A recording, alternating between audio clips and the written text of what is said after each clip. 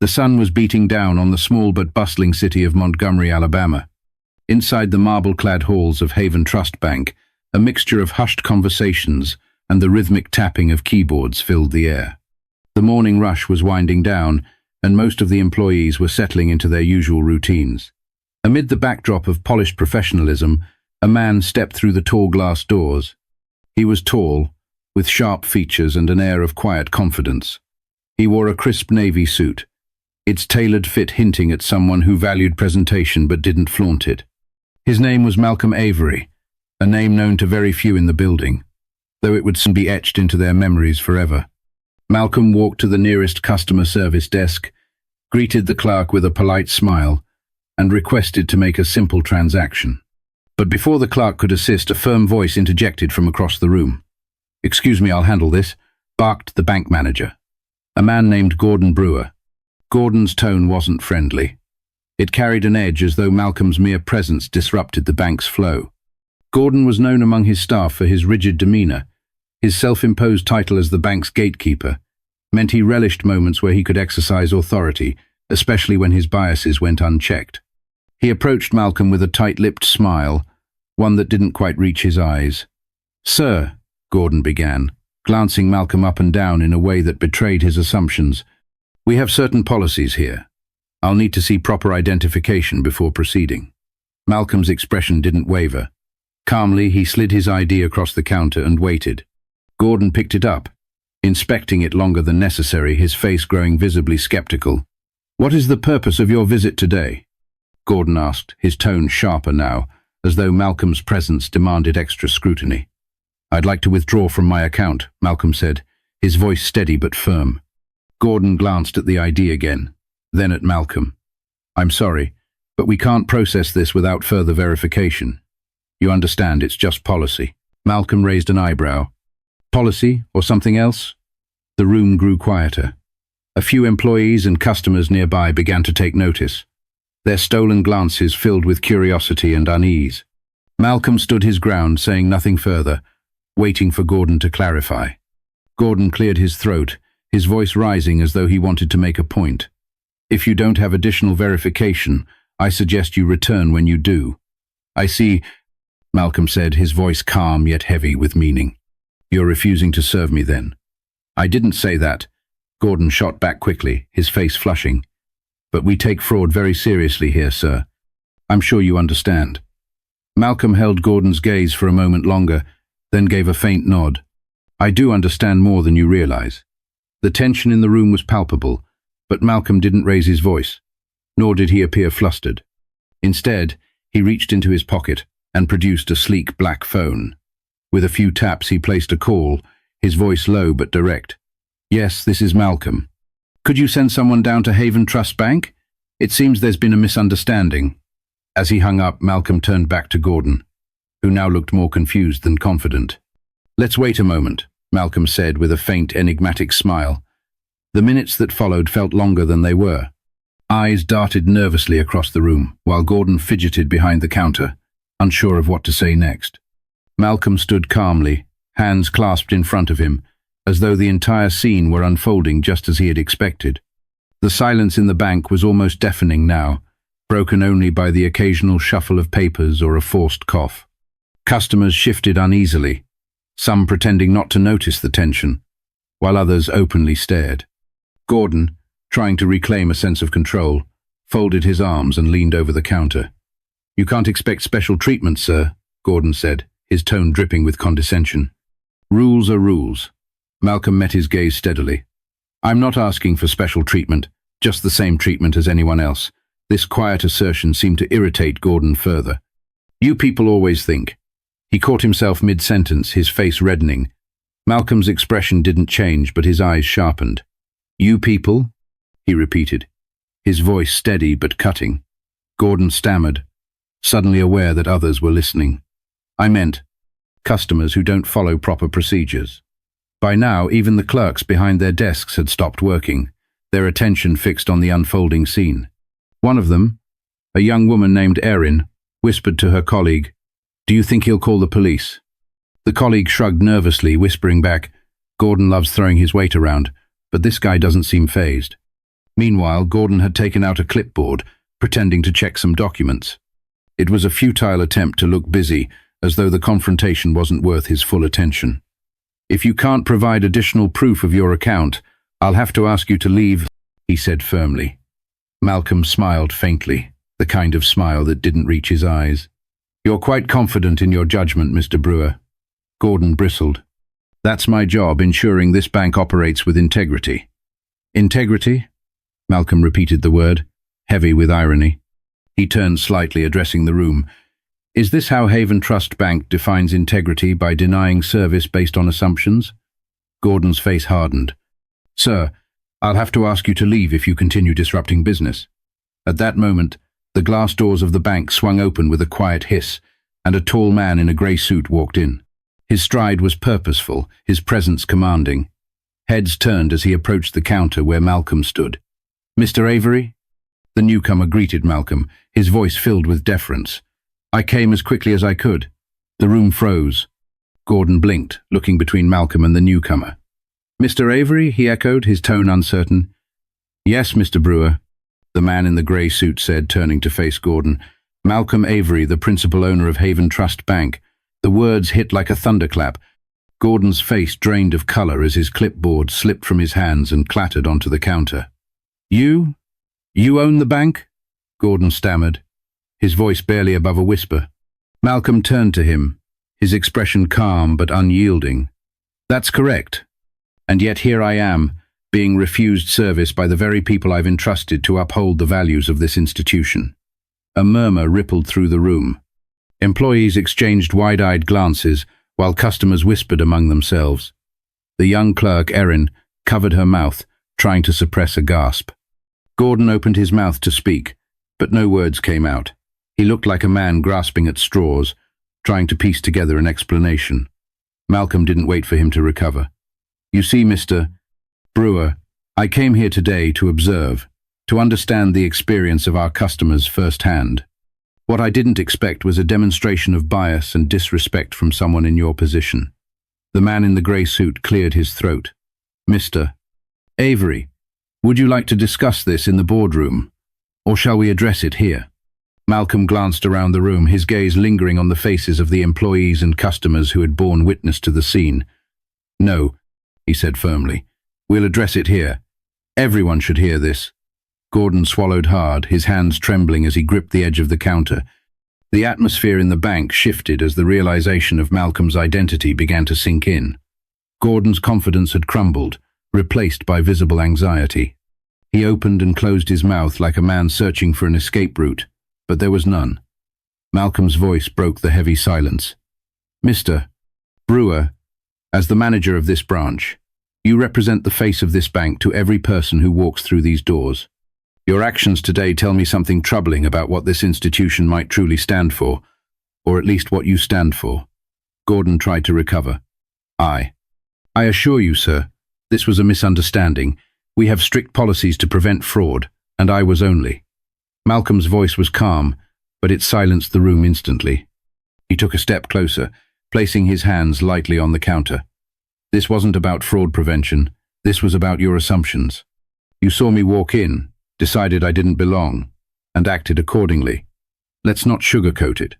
Gordon's cheeks flushed, and he looked down at the counter. Malcolm continued, his tone measured but piercing. "You didn't bother to ask questions, didn't look up my account details. Instead, you made a judgment based on nothing but what you thought you knew, and you were wrong." The staff stood frozen, their eyes darting nervously between Malcolm and Gordon. The customers whispered among themselves, some nodding in agreement with Malcolm's words. "Mr. Avery," the man in the grey suit interjected cautiously, "perhaps we should take this opportunity to review our training and policies across all branches." "Absolutely," Malcolm agreed, without looking away from Gordon. "But first, I'd like to hear from Mr. Brewer. I want to know why he felt justified in treating a customer this way." Gordon's mouth was dry, and his voice cracked when he finally spoke. "Sir, I've always tried to maintain high standards here. I didn't mean." "You didn't mean?" Malcolm interrupted, his voice rising just enough to command attention. "You didn't mean to deny me the same service you'd offer to anyone else? Or you didn't mean to let your bias guide your actions?" Gordon's shoulders slumped, and his gaze dropped to the floor. "I made a mistake," he mumbled. "A mistake?" Malcolm echoed, his voice quieter now but no less powerful. He let the word linger in the air for a moment. "And what do you think happens to the people on the receiving end of those mistakes? Do you think they just forget it and move on? Or do you think they carry it with them? One more reminder that they're seen as less than others?" Gordon didn't respond. He looked like he wanted the ground to swallow him whole. Malcolm straightened, turning to address the room. "To everyone here, employees, customers, I want you to know that this bank is supposed to represent opportunity, fairness, and respect for all. If any of you have ever felt otherwise, I want to hear about it. This stops today." The man in the grey suit nodded solemnly. "We'll issue a formal review of this branch and its leadership, Mr. Avery, effective immediately." Gordon looked up, panic flashing across his face. "Please, sir. I've worked here for 15 years. 15 years, Malcolm said, his voice soft but cutting. "And what have you learnt in that time, Mr. Brewer? That power comes from belittling others? That respect is conditional?" The words struck like a hammer, and Gordon had no response. Malcolm glanced at the man in the grey suit. "Make sure the review is thorough. I want accountability, not excuses." "Yes, sir," the man replied. The room was silent, every eye fixed on Malcolm. His calm authority, his refusal to let anger dictate his actions, had captivated everyone. He turned back to Gordon, his voice softer now. "This isn't just about you, Mr. Brewer. This is about the culture we allow to thrive. Change starts at the top, and today it starts with me." Gordon stood there, his confidence utterly shattered, the weight of his actions pressed down on him like a crushing tide. Malcolm's words weren't loud or angry, but they were searing, leaving no room for justification. Gordon's usual air of authority had dissolved, replaced by a pale, trembling man who looked as though he were begging for a reprieve. Malcolm let the silence hang for a moment before addressing Gordon again. "Tell me, Mr. Brewer, if the roles were reversed, and you walked into one of my banks only to be dismissed, scrutinized, and treated with contempt, how would you feel?" Gordon swallowed hard, his throat dry. "I would feel humiliated," he admitted, barely above a whisper. "Exactly," Malcolm replied, his tone unwavering. "And that humiliation is something too many people face every day because of individuals like you who let their personal biases dictate their actions. What you did wasn't just wrong, it was emblematic of a deeper problem, one this institution can no longer afford to ignore." Around the room, staff and customers alike watched with rapt attention. Some nodded quietly, their expressions a mix of agreement and discomfort. Erin, the young clerk who had witnessed the entire incident, found herself reflecting on her own behavior. She couldn't remember doing anything like what Gordon had done, but now she wondered if she had ever unconsciously treated someone differently, even without realizing it. Gordon, struggling to maintain what little dignity he had left, took a deep breath. "Sir, I don't know what to say. I was wrong, and I'm sorry. I let my assumptions cloud my judgment. Apologies are a start," Malcolm said, "but actions speak louder than words. What will you do to ensure this never happens again, not just here, but anywhere you work in the future?" Gordon hesitated, his face a mixture of shame and confusion. I don't know. I've never thought about it like this before." "That's the problem," Malcolm said. "You've never had to think about it, but now you do. And if you're serious about making things right, you'll start by educating yourself and others. Bias doesn't just disappear because you're sorry. It takes deliberate effort to unlearn it." The room was silent as Malcolm turned to the man in the grey suit. "Mr. Daniels, I want mandatory sensitivity and bias training implemented across all branches, and I want a dedicated channel for customers and employees to report incidents like this. No one should ever feel dismissed or discriminated against in one of my banks." Daniels nodded firmly. "Consider it done, Mr. Avery." Malcolm looked back at Gordon one last time. "You're suspended pending review. Whether or not you have a future here will depend on your willingness to confront the prejudices you've allowed to shape your behavior." Gordon's shoulders slumped. He knew there was no arguing, no way to undo what had been done. "I understand," he said quietly. As Gordon stepped away from the counter, the room seemed to breathe again. Customers whispered amongst themselves, while employees exchanged glances that ranged from admiration to discomfort. Malcolm addressed the room. "To anyone who has ever been treated unfairly, Whether it was here or elsewhere, I want you to know you have the right to be respected. Always. And to those who work here, remember, every person who walks through those doors deserves to be treated with dignity. It's not just policy. It's human decency. His words hung in the air, resonating deeply with everyone present. Malcolm turned to Erin, the young clerk, and smiled faintly. "Do you have any questions for me?" Erin shook her head quickly, then hesitated. "Actually, sir, just one.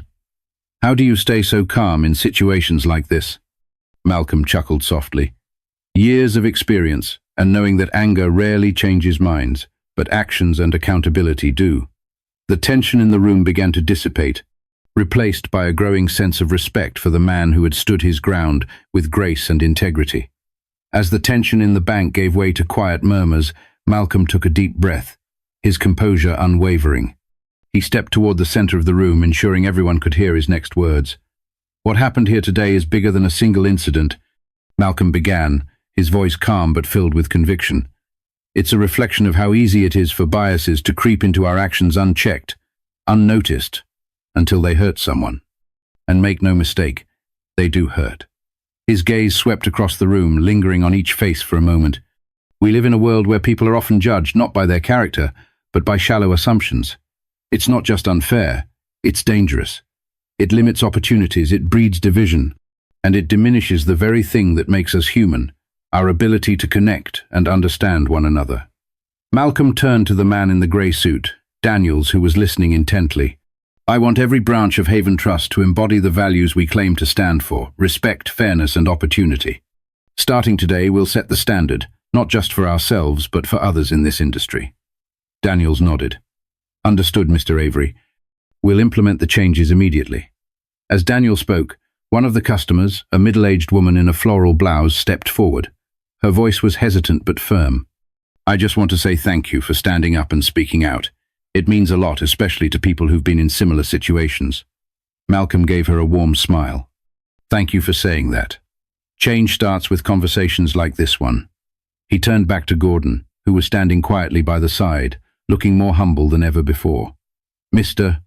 Brewer," Malcolm said, his tone softer now, "you made a serious mistake today, but mistakes, as painful as they are, can also be opportunities to grow. I hope you'll use this moment to reflect and do better, not just for your sake, but for everyone who might cross your path in the future." Gordon looked down, nodding slowly. "I will, sir. I promise." Satisfied, Malcolm addressed the room one final time. "To everyone here, remember this moment. Let it remind you to treat each person you meet with respect, because in the end, that's what truly matters. Not wealth, not titles, not appearances, but how we treat one another." With that, Malcolm picked up his briefcase and turned towards the doors. As he walked out, the room remained silent, the weight of his words lingering in the air. Outside, the city bustled on as though nothing extraordinary had just happened, but inside the bank, something had shifted. Employees looked at one another with a newfound awareness.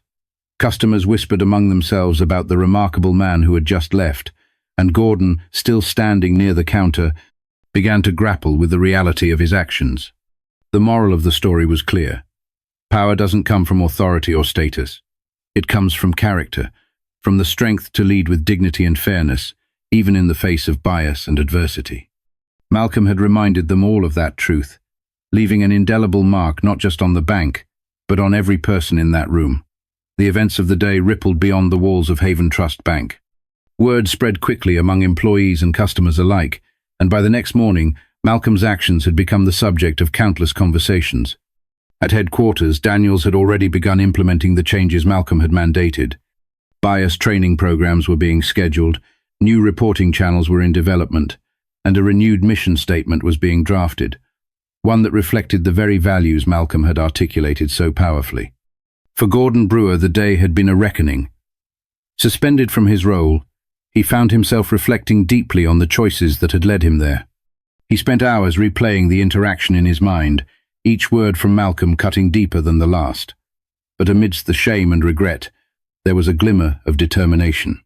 For the first time, Gordon resolved to confront the prejudices he'd long ignored, vowing to rebuild himself as a better person. Erin, the young clerk, took Malcolm's words to heart. Inspired by his grace and strength, She began speaking up in meetings, advocating for more inclusive practices within her branch. She realized that change wasn't just about policies, it was about people stepping up, one action at a time. And Malcolm? He returned to his office that evening not with triumph, but with quiet resolve. He knew the fight against discrimination was far from over. One bank branch was just a small part of a much larger picture, but as he looked out over the city from his office window, he allowed himself a moment of hope. Change might be slow, but every step mattered. As the camera fades to black, Malcolm's voice is heard, firm and reflective. Every choice we make shapes the world we live in, so choose to be fair, choose to be just, and above all, choose to see people for who they are, not what you assume them to be. The screen transitions to a simple yet powerful message. Judgment limits. Respect empowers. Together, we can do better. The end credits roll, accompanied by a soft, uplifting melody, leaving viewers with a sense of purpose and hope.